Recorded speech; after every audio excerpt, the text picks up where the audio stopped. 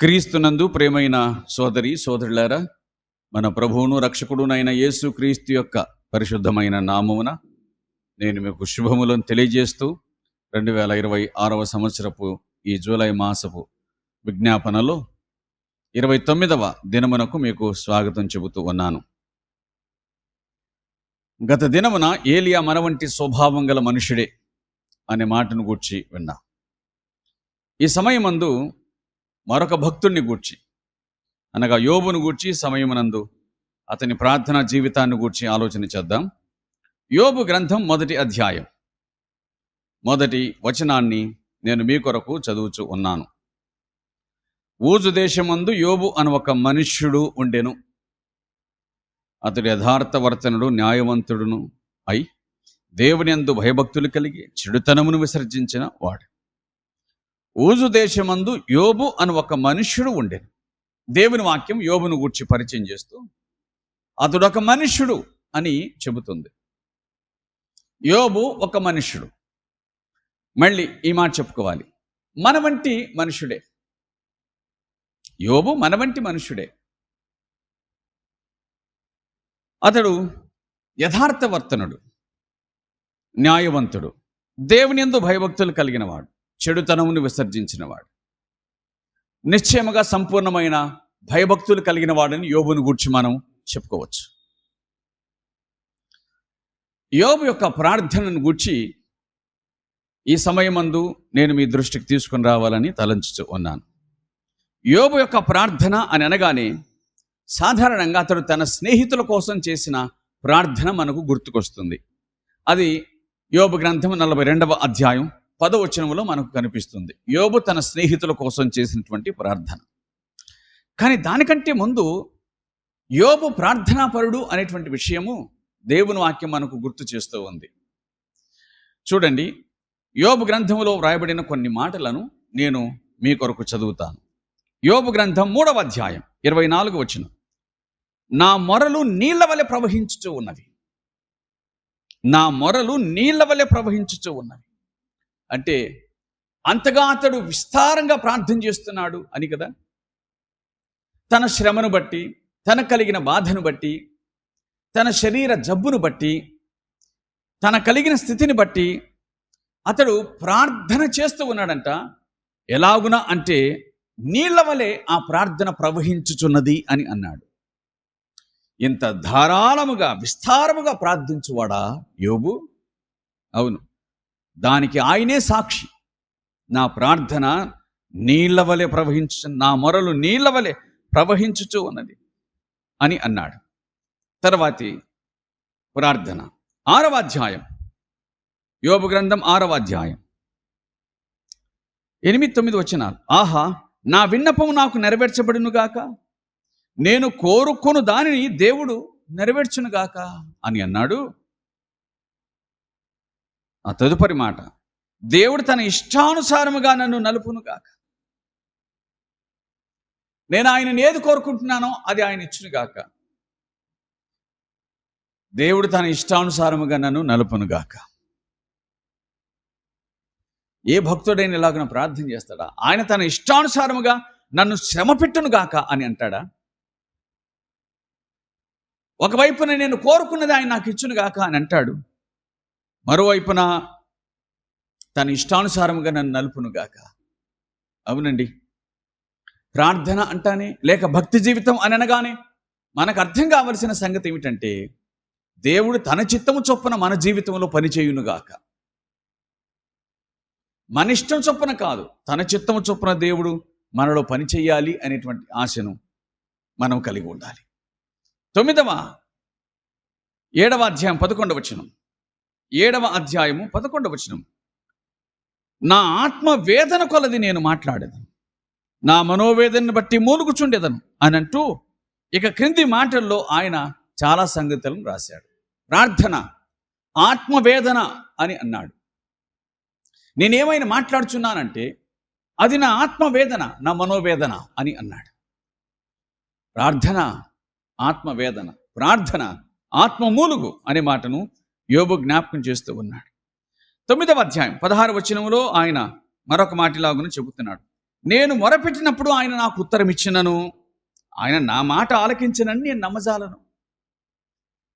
నేను మొరపెట్టినప్పుడు ఆయన నాకు ఉత్తరం ఇచ్చినను, ఆయన నా మాట విన్నాడని నేను నమ్మజాలను.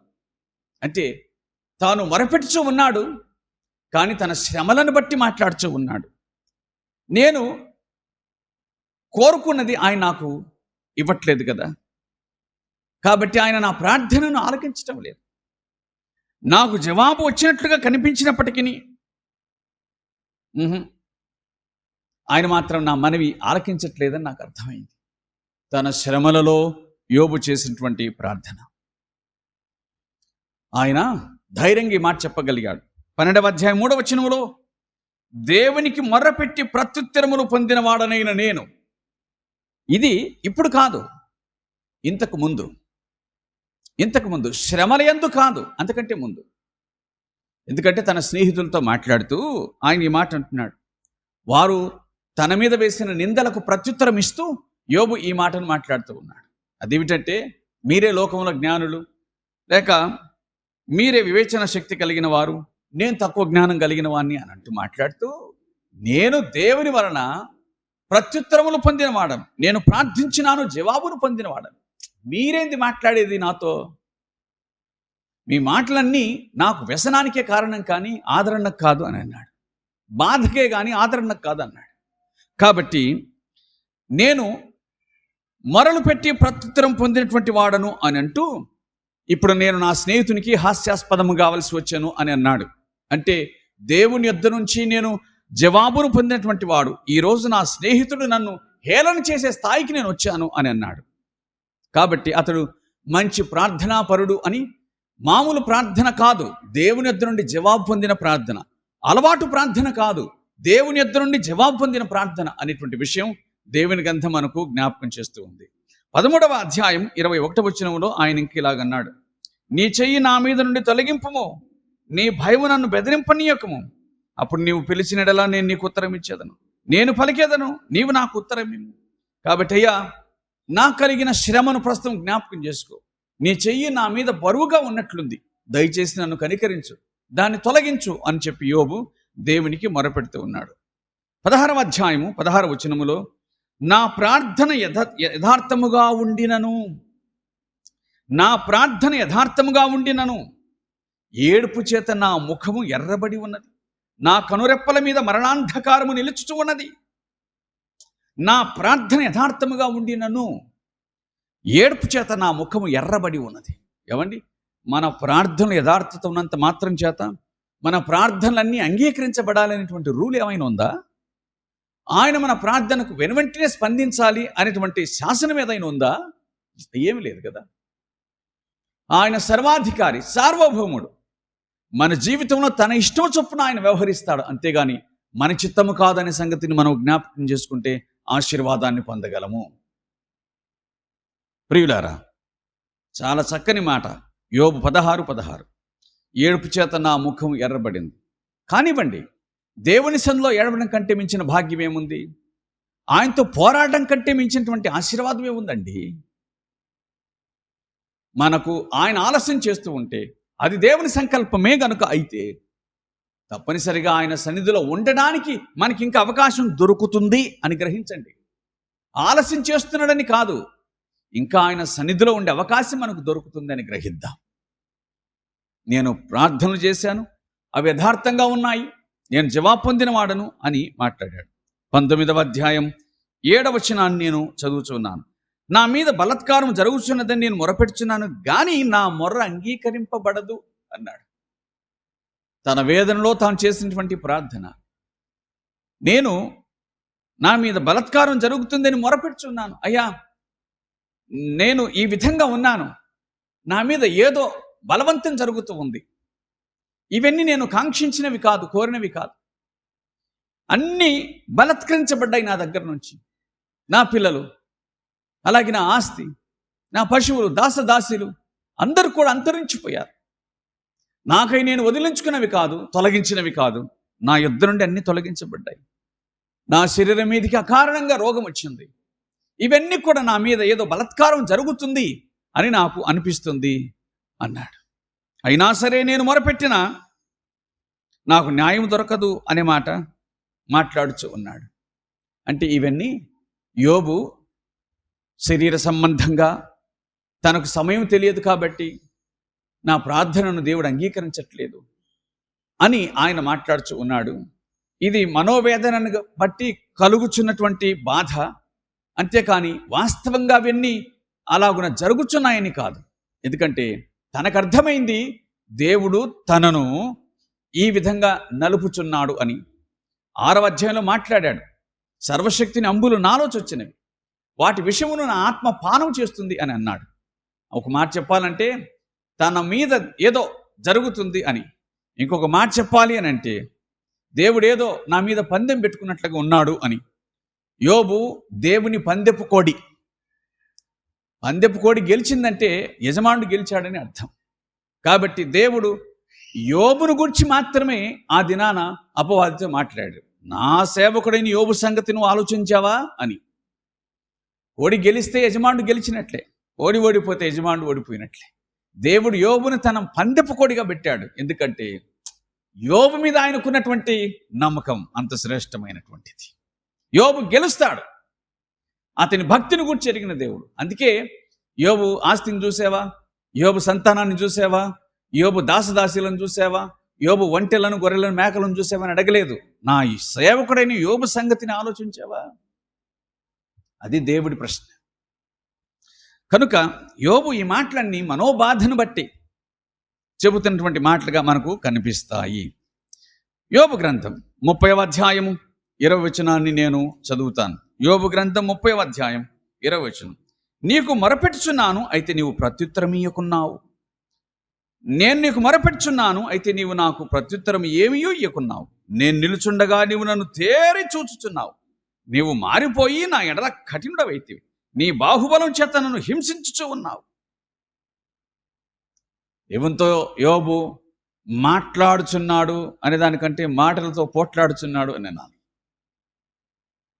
తన బాధను బట్టి, తన మనోవేదనను బట్టి యోబు ఇంతగా మరి ఈ ప్రార్థనలను చేస్తూ ఉన్నాడు.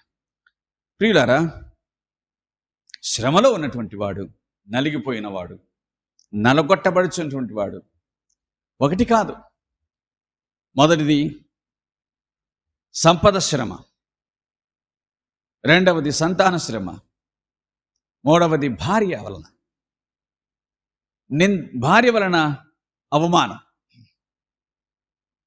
సంపదను పోగొట్టుకున్నాడు, సంతానాన్ని పోగొట్టుకున్నాడు, భార్యలో విశ్వాసాన్ని పోగొట్టుకున్నాడు, అలాగే ఆరోగ్యాన్ని పోగొట్టుకున్నాడు. కనీసం స్నేహితులైనా తనను ఆదరిస్తారేమో అని అనుకుంటే స్నేహితుల ఆదరణ కూడా లేదు. వీటన్నిటి బట్టి చూస్తే మనకు అర్థమైన సంగతి ఏమిటంటే యోబు అన్ని విధాలుగా నఖముఖాల అతడు పరీక్షించబడ్డాడు, పరిశోధించబడ్డాడు, శ్రమను అనుభవించాడు. అన్ని కోణాల్లో గాయాలు యోబును తాకాయి. అన్ని కోణాల్లో గాయాలు యోబును తాకాయి. ఆ బాధే యోబు ప్రార్థనలో మనకు కనిపించింది. మనిషిగా అతను మాట్లాడడంలో తప్పేం లేదు. అవన్నీ కూడా, ఆ మాటలన్నీ కూడా తన వేదనలో నుంచి, దేవునికి తనకు కలిగిన సామీప్యతలో నుంచి పుట్టినటువంటి మాటలు. నీ మాటలు మనం ఎవరినైనా అంటామా? సమీపస్తులని కదా అనేది. కొత్త వాళ్ళని మనం ఎందుకు అంటాము? కాబట్టి యోబు దేవునికి సమీపస్తుడు, ప్రార్థనలు చేసి జవాబును పొందినటువంటి వాడు. చేతనే ఈ మాటలన్నీ అతడు మాట్లాడగలుగుతూ ఉన్నాడు. ఇక 40వ అధ్యాయం 42వ అధ్యాయం 10వ వచనంలో మనకందరికీ తెలిసినటువంటి ప్రార్థన ఏమిటంటే యోబు తన స్నేహితుల కొరకు చేసినటువంటి ప్రార్థన. యోబు తన స్నేహితుల కోసం చేసినటువంటి ప్రార్థన. దేవుడు అన్నాడు ఎలీఫజుతో, నా సేవకుడైన యోబు పలికినట్లు మీరు నన్ను గూర్చి యుక్తమైనది పలకలేదు అని అన్నాడు. ఇంతకుముందు మనం విన్న మాటలని యుక్తమైన మాటలేనా? నువ్వు నన్ను నలగొడుతూ ఉన్నావు, నువ్వు నన్ను హింసిస్తూ ఉన్నావు అని యోబు దేవుడితో మాట్లాడే మాటలని యుక్తమైన మాటలేనా? బాధలో నుంచి వచ్చినటువంటి మాటలు. యోబు స్నేహితుల మాటలు నిందించే మాటలు, ఊహలో నుంచి వచ్చిన మాటలు. అందుకు దేవుడు ఆ మాటలను అంగీకరించలేదు. తనకు ప్రీతిపాత్రుడు, యోగ్యుడు, అలాగే సన్నిహితుడు, తనను మాత్రమే ప్రేమించగలిగిన వాడు, అతని ప్రార్థనను దేవుడు అంగీకరించడానికి ఇష్టపడ్డాడు. కాబట్టి నా కోపం నీ మీదను నీ ఇద్దరు స్నేహితుల మీదను మండుతుంది అని అంటూ దేవుడు ఎలీఫజుతో ఆ మాటలు చెప్పాడు. నా సేవకుడైన యోబు మీ నిమిత్తం ప్రార్థన చేయను, మీ అవివేకమును బట్టి మిమ్మల్ని శిక్షింపకుండినట్లు నేను అతని మాత్రం అంగీకరించదను. ఏలైనగా నా సేవకుడైన యోబు పలికినట్లు మీరు నన్ను గురించి యుక్తమైనది పలుకలేదు అని అన్నాడు. కాబట్టి మీరు అతని స్నేహితులు, మరి మీ నిమిత్తం అతడు ప్రార్థన చేస్తాడు, అప్పుడే మీకు క్షమాపణ కలుగుతుంది అని దేవుడు యోబు స్నేహితులతో మాట్లాడాడు. యోబు తన స్నేహితులను గురించి ప్రార్థన చేశాడు. ఆ తర్వాత అతడు మరలా రెండంతల క్షేమమును ఆస్తిని పొందగలిగినట్లుగా దేవుని వాక్యం మనకు జ్ఞాపకం చేస్తుంది. ప్రియులారా, భక్తులందరూ ప్రార్థన ద్వారా దేవునితో సామీప్యాన్ని, సహవాసాన్ని కలిగిన వారుగా మనకు కనిపిస్తూ ఉన్నారు. మనము దేవునితో సహవాసం చేయటానికి, ఆయనకు సమీపస్తుల మగుటకు మనకున్న ఏకైక దారి ప్రార్థనే కదా. అంచేత ఇటువంటి ప్రార్థనను మనం ఆసక్తితో పొందిన వారమై ప్రభువునకు మనము కృతజ్ఞతాస్తుతులు చెల్లించాలనే విషయం దేవుని వాక్యం గుర్తు చేస్తుంది. ఆయన పాద సన్నిధి మినహాయించి మన సమస్యలకు మరొక దారి లేదు అనే సంగతిని మనం గుర్తుంచుకుందాం. మనం ఏమైనా పోట్లాడవలసి వస్తే కనుక ప్రార్థనలోనే ఆయనతో మనం పోట్లాడదాం. ఆయనను విడిచిపెట్టి మనం పోట్లాడలేము. ఆయనను హత్తుకొని మాత్రమే మనం ఆయనతో పోరాడగలం అనే సంగతిని జ్ఞాపకం చేసుకుందాం.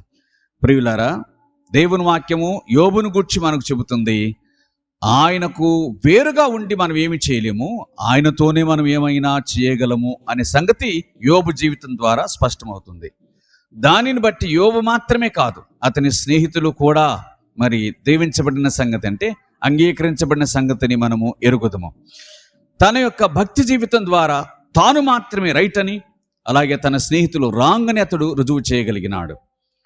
తాను తన శ్రమలో ఉన్నప్పటికీ కూడా దేవుని చేత తానే ఆమోదించబడ్డాడు. శ్రమ లేకున్నప్పటికీ తమ మాటల చేత దేవుని చేత ఆమోదాన్ని పొందలేకపోయారు అతని స్నేహితులు. అంచేత మనము శ్రేష్టమైన ఈ భక్తి మార్గమును మాత్రమే అనుసరించి ఆయనకి ఇష్టము ప్రీతి పాత్రలం కావాలని దైవ గ్రంథం మనకు గుర్తు చేస్తుంది. అలాగున ప్రభు మనకు సహాయము చేసి ఆయన మనలను నడిపించునుగాక. ఆమేన్. ప్రార్థన చేద్దాం.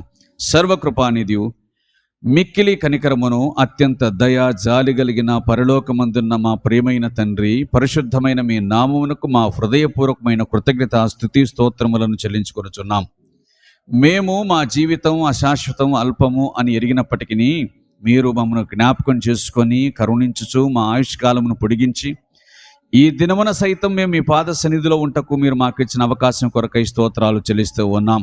ఈ సందర్భంగా యోబు జీవితాన్ని గూర్చి జ్ఞాపకం చేసుకుంటకు నాయన మీరు మా దృష్టికి తీసుకుని వచ్చిన భాగములన్నిటి నిమిత్తమై నీకు కృతజ్ఞతాస్తుతులు చెల్లిస్తూ ఉన్నాం. ఈ సమయమునందు మా ప్రియ తండ్రి, మేమును సహా మా శ్రమలో ఎంతమాత్రం బెదిరిపోక చెదరిపోక మేము మీకు ఇష్టలుగా ప్రియులుగా జీవించేటువంటి భాగ్యమును కృపను మీరు మాకు అనుగ్రహించి మహిమను పొందుదురని, మా మనవులు అంగీకరించి బలపరచుదురని, ఈ మాటలు వింటున్న వారందరినీ దర్శించండి, జ్ఞాపకం చేసుకోండి, కరుణించండి, మహిమను పొందండి. మా రక్షకుడిని యేసుక్రీస్తు యొక్క పరిశుద్ధమైన నామం పేరట ప్రార్థించి వేడుకొనుచున్నాము తండ్రి. ఆమేన్. ఆమేన్.